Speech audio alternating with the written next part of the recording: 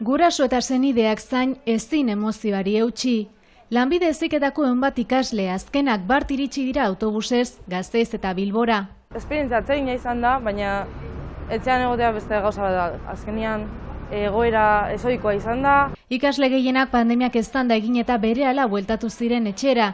Beste batzuek ordea praktikekin aurrera ekitea erabaki zuten. Estás en un momento en el que te dan una oportunidad, pues la aprovechas hasta el final. Etxera itzuli nahi zutenerako berriz egoerak okerrera egin zuen eta zailtasun handiak izan dituzte itzulerak kudeatzeko. Hegaldien falta eta mugak itxitsa zeudela.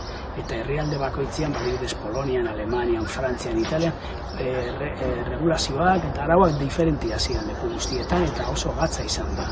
Laguntza askorekin azkenean lortu zuten ikasle guztiak Frankfurten elkartu eta Madrilera eramatea hegazkinez. Badakit beste batzuek pasatu dituztela 8-10 ordu autobusean, baina pasatu ditugu gaua eta egun osoa aireportuan itxo egiten eta hori nahiko gogorra izan da.